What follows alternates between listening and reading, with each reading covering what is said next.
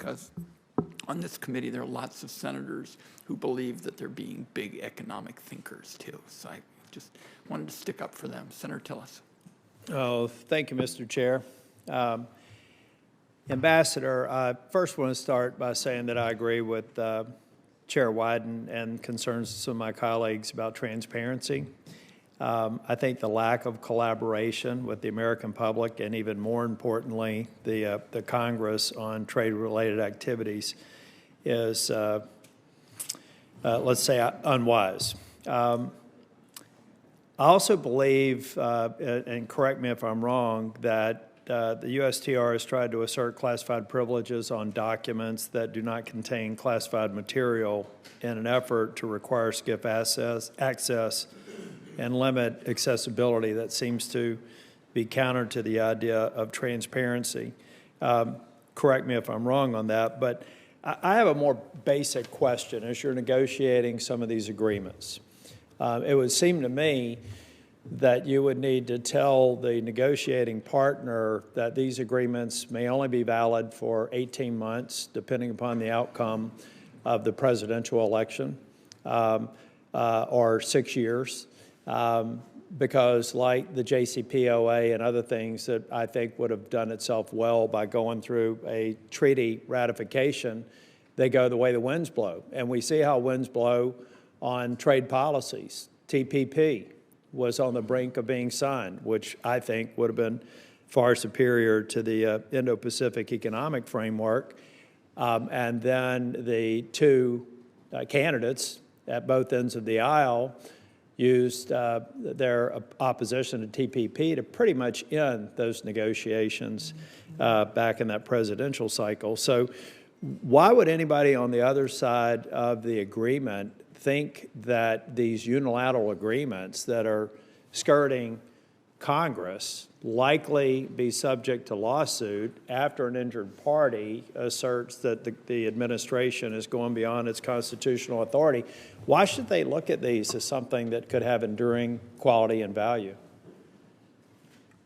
Well, Senator Tillis, let me begin by addressing part of your lead up to the question around classification of documents. And I want to let you know, if you don't already, that in some of the materials and documents recently, we have made a point of not classifying them so as to facilitate access to them. Well, that's great. So there would be no requirement for any briefings related to this that would require us to be in a classified setting going forward? No, that's not what I said, but what I wanted to make clear is that we are doing everything we can to not bring an ideological approach to transparency and to be as— I want to move on to some detailed questions. But let me just also make a point. What about the staying power and enduring value of these agreements? The durability of our trade engagements with our trading partners and with all of you motivates almost everything that we do every single day. The TPP example is paramount.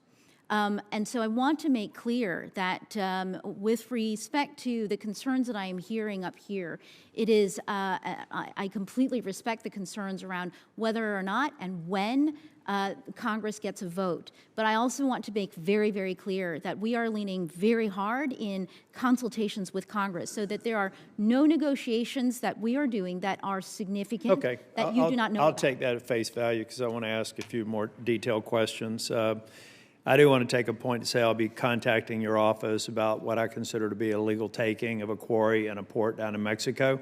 That's completely unacceptable, and that puts me in a posture of doing nothing more positive with Mexico until that's resolved. And we'll educate the American public and more members as we go on. I'm very concerned. We're at the end of the public health emergency with COVID. And yet the administration's posture is still to move forward with TRIPS, and not only move forward with TRIPS, but expand the focus to also include diagnostics and therapeutics.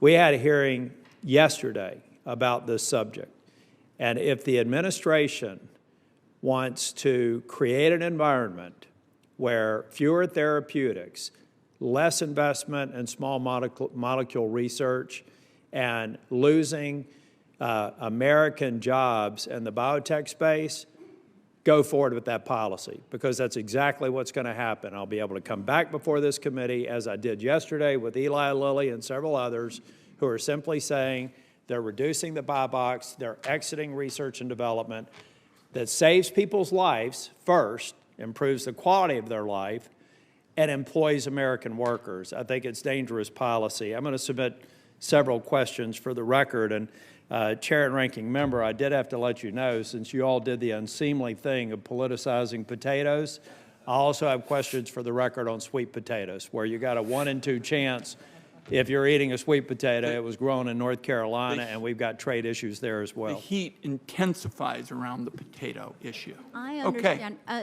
Chairman Wyden, would you give me just 10 seconds to respond to Senator Tillis on the TRIPS issue and the extension? Of course.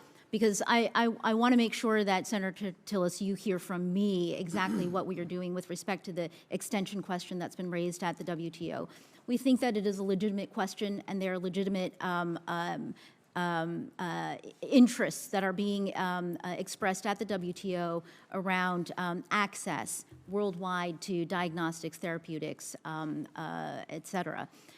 What we have done is to say this is something that we need to consider and deliberate on as a serious policy matter, and we have asked the International Trade Commission to run one of their very public and processes with integrity to invite comment from the world, actually, stakeholders, and to inform us about what we should do next. So, But if we're weeks away, we're going to have to move on. but if we're weeks away from it being a national health crisis, and we're still moving forward on things that were driven by the health crisis, I'd really like to get a briefing on that, because you can't use it as a pretext and then do that. The time of the gentleman has expired. Senator Thune is next.